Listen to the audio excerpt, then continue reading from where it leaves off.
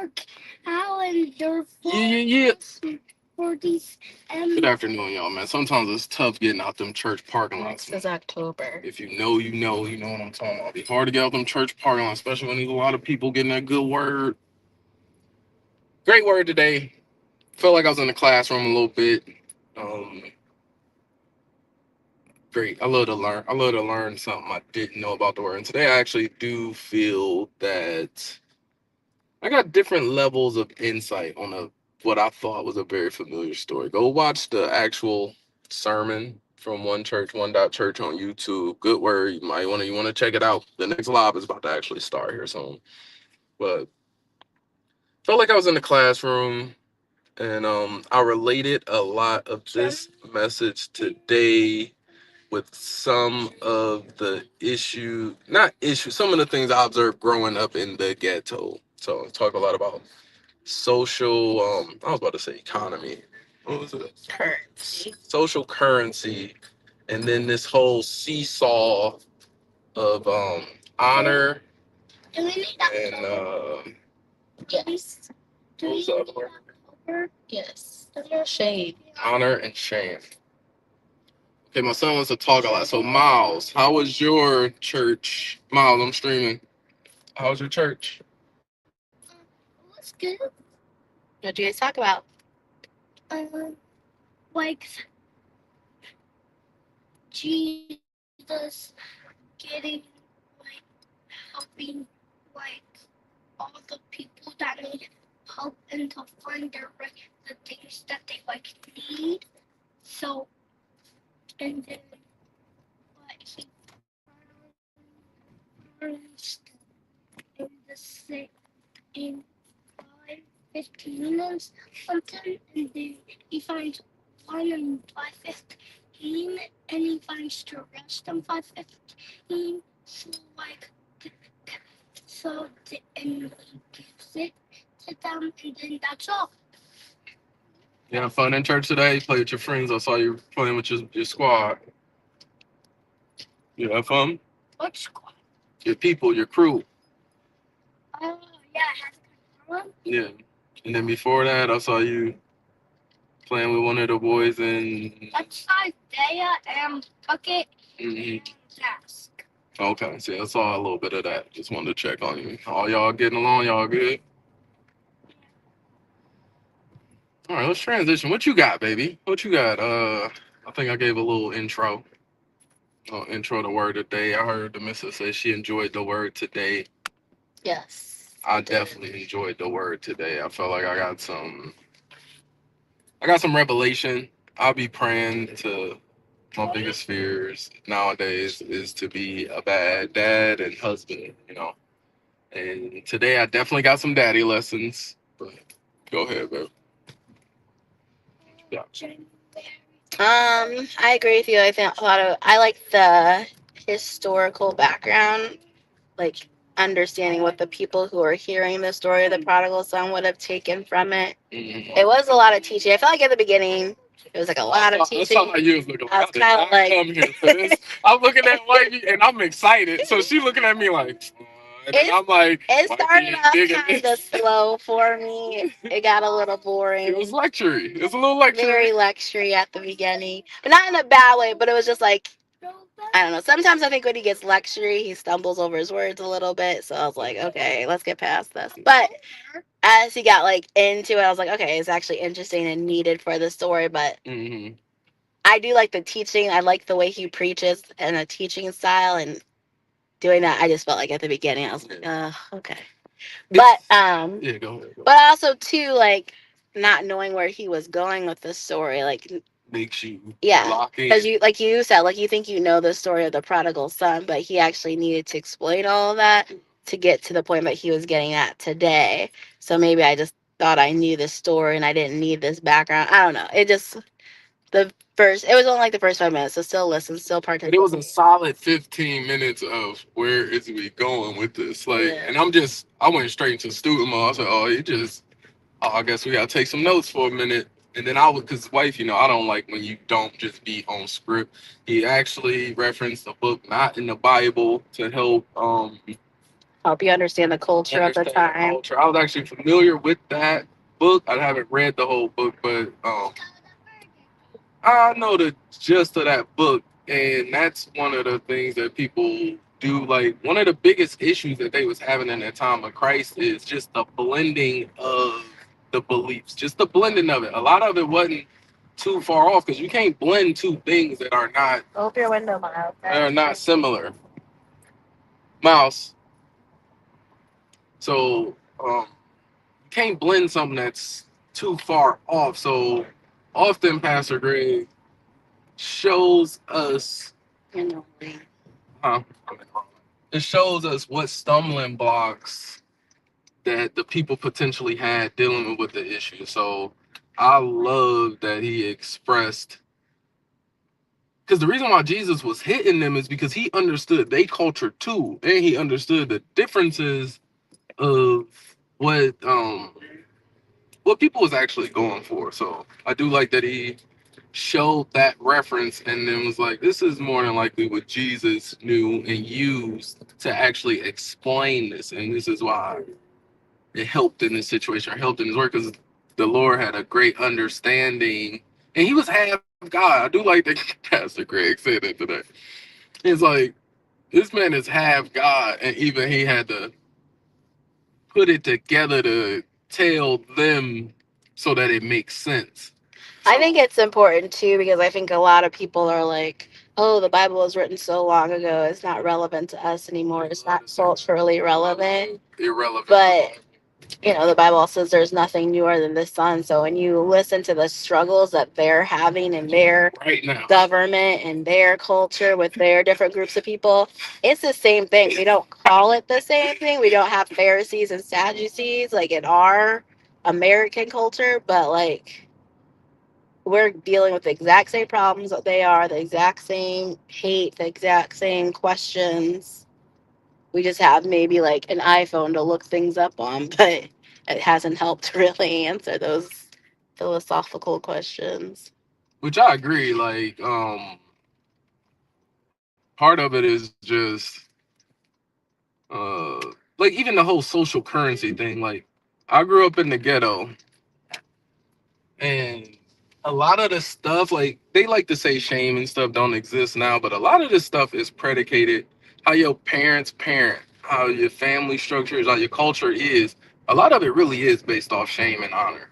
So, and at least from my era, I felt like just from observation, the way people did shame and honor wasn't, in my human eyes, very righteous. Like I felt like I was seeing people get honored that shouldn't, people get not get shamed that they should.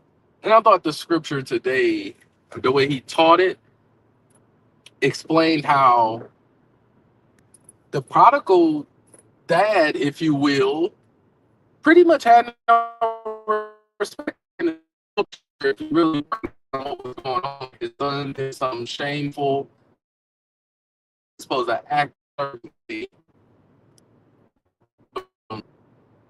I don't know the inside of the story. Y'all got to go check it out. Society wise, he's supposed to act a certain way. He chose to do it the way God would have it, and the way, and this is the way Jesus prescribes us to look at it. So, like when I pray for eyes to see, it's like when I'm reading what Christ is saying, it's like, what is he getting at? And here, I always thought prior going into the prodigal son story, it's just like, oh, here's a dad or a family that's looking after a child. The person is today what came to me entitled or ungrateful to the man. Like I couldn't imagine my son asking me for his inheritance up front, and then he just gonna go. First off, wifey would not be happy. Like I don't know how these Bible stories be happening sometimes, because it's like the intricacies are just so interesting. But like this dude knew he was shameful, went off, and I like what was highlighted today was sometimes when you in the storm and the turbulence and the confusion, you'll get an inkling. At least this doesn't happen for me, where God tells me like, are you going to go get some help about this? Are you going to address this? Are you going to continue to sit in this spiral and watch it go and be a part of it all going down? So And then like you can get so low. The one thing I took from what the prodigal son said before he went back, he was so low that he was willing to accept a new ceiling of lowness just to get from where I don't know. I thought that was super interesting because basically what that is like is his heart saying, I'm willing to be grateful at a level that I maybe used to be here, but I'll be already here if I can just get from where I'm at, which is rock bottom. And I don't know, I really like the teaching of the word today. You got anything else that stood out to you, baby? Um, yeah, I liked just the idea of like I said, back to the cultural understanding that, you know, when we think of like if you don't know the cultural background of the story, like whenever the son was like, I'm just gonna go back home and, be my dad's servant and I will never be a son again, but I'll go back to be a servant because even the servants are living a better life than I am now. I always just thought it was, he just was feeling bad and like kind of just down on himself and shaming himself. He's like, oh, I guess I'll just be a servant.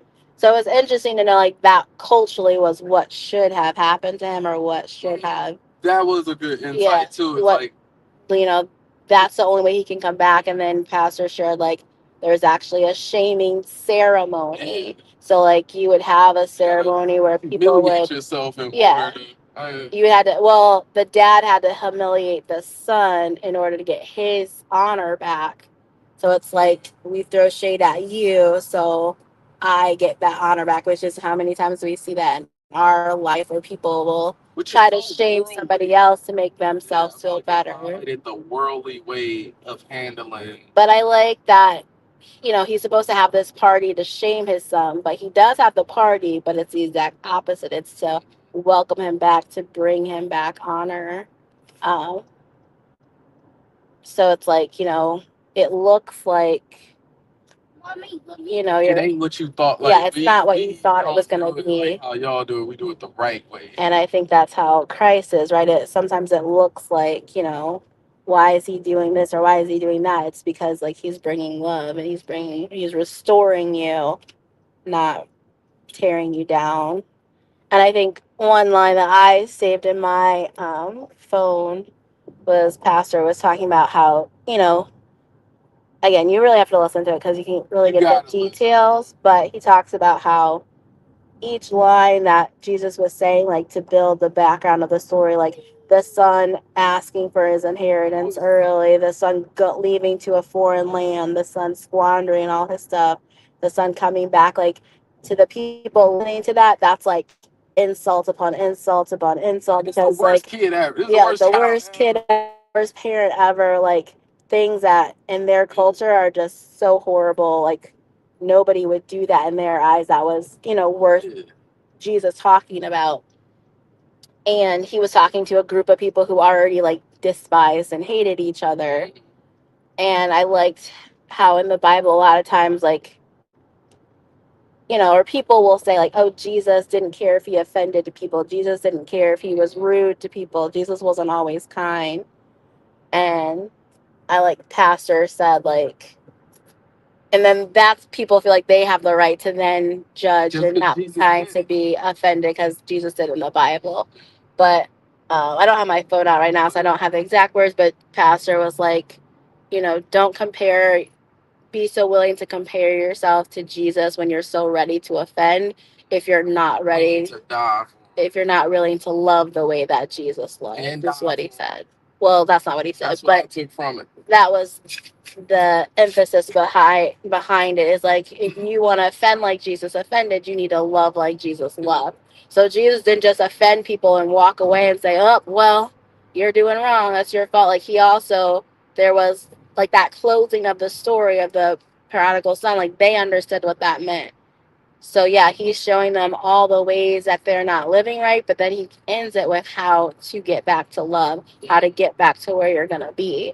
So, and then I think too, the fact that Jesus told a story, he didn't call the Pharisees out one by one, their personal problems. He showed them, he pretty much held up a mirror to them and show them how they were living, how they could see it, and then show them the love that came with it. So I think it's always important to remember that Jesus, his end message is always love, bringing you back to the Father, bringing you back to Him. And we're not just out here being mean to people for the sake of being mean to people. Because I think that's and then calling it Christian or calling it like, oh, well, Jesus said this, so I can say it too. It's like that whole thing. Like, yeah, Jesus does tell you about yourself, but he always does it in a way that's going to bring like you back. he only does it in love. Yeah. Like I think that was good. I caught a lot. I caught a lot from today. I'm actually gonna probably rewatch this every day and at least do even like a YouTube drop on it, just because of like the social currency thing in and of itself. Like I've seen the social currency in forms of honor and shame. For instance, like before I get to that, one of the things I wanted to highlight is also the thing about the prodigal son story is like the family is pretty much perceived to be like a rich family too. So this was like a really interesting dude who like just like, nah, give me mines off top, I'm out of here. Like yeah, that is one thing that's very interesting because he said, I'm gonna go back home and be a servant. Like, not can I sleep on the couch or like nothing like that. Like, he actually came from what you would think most people would want to come from, power. So it also made me think of the contrast of like, how could he have been a better son? But he probably was out of it. It was just a story. I wish I could. What's wrong with I wish to? I wish we can go. I wish we can stay at Mama's He's and pop up and do DJs for 5 years. That's a long time. So like being from the ghetto, it's a lot of, I think the Bible, nothing is new under the sun. So I think every culture, every community, every place where you where you come from, there may be this dynamic of, honor and shame and some type of currency scale. Basically, it's like reputation. You know, it was just interesting to see the just to hear the story and get more of the background on it, because we automatically supposed to look at this like this is a person who didn't do well, or this is not the example of to be, but also identifying with scripture and trying to get out of it with God. What have you get out of it? Like Pastor Greg mentioned, we identify with these characters, but how how much do you really identify with them if your heart's not right? You gotta have your heart right. How did I end up behind the slowest truck in the world? Yeah, next week he said he's going to talk about the other son. I forgot it was another like, and I know that. Well, I was wondering because I saw the piano player guy come out to symbol that it was almost time, and I was like, but wait, there's more what to about it. this other son? I want to hear more. So I was so glad when he was like, we're gonna talk about him next week. Also, side note, Blaze gave me a solid pound. Pause. After church when I was picking up my son. I think we know each other now, so I'm super excited about that. Can't wait to hear him sing again. So that was one of my little personal highlights from the church. He only sang 2 songs in praise and worship today. Like I didn't like that, but they did have child dedication, so that's probably trying to get at it, or did they use the child dedication as worship? Because he did mention that, which is yeah, that's what I'm saying. I think that's why they did it shorter, because they had child dedication. Me and wifey love to get our praise on, man. I'm telling, like, we know. When I was a kid, when I was a kid, like, church was way longer. And praise and worship was so solid 30 I used to be so sad when it was over. Praise and worship used to be a solid 30 minutes back. It could be half the service. Could be an hour. Or I would love every once in a while the pastor would just be like, get up and just be like, oh, the Lord is in here. You guys are feeling it. And it would just be a praise and worship service the whole time. It didn't happen a lot, but when it happened, I'd be like, this is the best day ever. Like, praise is big, man. If I can encourage people to do something, to really help them, I'm telling you, like scriptures say, God inhabits the praises of the Lord, like His people. His people, and the praises. It's the verse says God inhabits the praises of His people. Okay, I'm sorry. Thank you for the clarity, because you gotta, for lack of knowledge, is why people perish. Right, we gotta get crispy on the scriptures. But that is always a way that, not that you can manipulate God, but it's always a way you can attempt to get your heart right and be in the presence of God. So personally, I like the praisers because I know where I come from and I know God be looking out for me. So I feel like it'd be prodigal son-ish for me to not praise. It'd be so disrespectful and all these different things that I don't want to be associated with not to praise, because I feel like I observe the blessings. I agree that God and Jesus is real. I agree with all of these other things. So part of that comes with praise. So, close up. Mostly stayed in Luke. So I would say Luke 1:15. Check it out.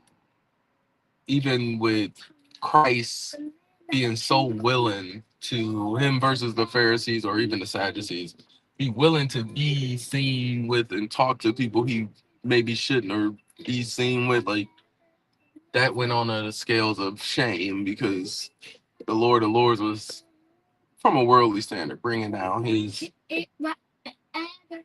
his level to be with people that they clearly felt he shouldn't have been with according to the word. So I'm not gonna hold y'all too much longer. It's Luke 15, 11, 1 through 32 is the whole story. Great story, man. Go check out the word. Go check it out. Like, share, and subscribe. Area code, location. Just check it out, man. We out. I'm holler at y'all. You have to end it. I don't know. Just